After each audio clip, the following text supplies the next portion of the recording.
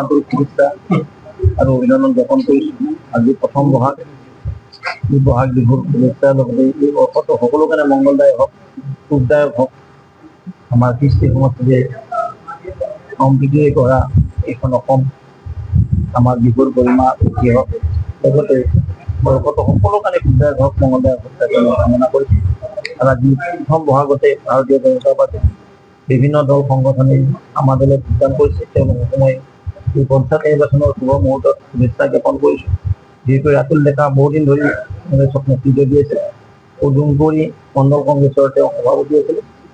আম আদমি পাৰ্টিৰ পৰা উৎপল ডেকা ডাঙৰীয়া কাম কৰিছিলে। তেওঁ আম আদমি পাৰ্টিৰ পৰা পদত্যাগ কৰি আজি ভাৰতীয় জনতা পাৰ্টীত যোগদান কৰিছে। ঠিক তেনেদৰে কেইবাজনো কংগ্ৰেছী নেতাই আজি আমাৰ দলত যোগদান কৰিছে। যুৱ নেতা কেইবাজনে যোগদান কৰিছে।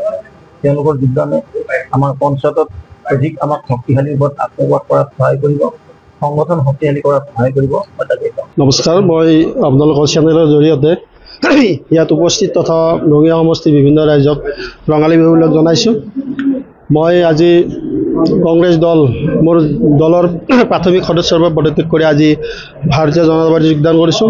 এটাই কাৰণ, কংগ্ৰেছ দলৰ প্ৰতি ৰাইজৰ আস্থা নোহোৱা হৈছে আৰু মোৰো দলীয় নেতৃত্বৰ প্ৰতি মোৰ অসন্তুষ্টি হৈছে, যাৰ পৰিপ্ৰেক্ষিতত ভাৰতীয় জনতা পাৰ্টীৰ প্ৰতি মই আকৃষ্ট হৈছোঁ। কাৰণ এটা কাৰণতে ৰঙিয়া সমষ্টিৰ সন্মানীয় বিধায়ক মহোদয়ে তেখেতৰ যি উন্নয়নৰ ধাৰা বা আমাৰ অসমৰ মুখ্যমন্ত্ৰী মাননীয় চৰ্দাৰ হিমন্ত বিশ্ব শৰ্মা ডাঙৰীয়াৰ যি অসমখনক আগুৱাই নিয়াৰ কাৰণে যি প্ৰচেষ্টা চলাই আছে, উন্নয়ন কৰি আছে, তেখেতসকলৰ সহভাগী হ'বৰ কাৰণে মই উন্নয়নৰ দিশৰ প্ৰতি আকৃষ্ট হৈ আজি ভাৰতীয় জনতা পাৰ্টীত যোগদান কৰিছোঁ। ধন্যবাদ। যিকোনো খবৰৰ বাবে যোগাযোগ কৰক 7099017330 লগতে 7099017110 নম্বৰত।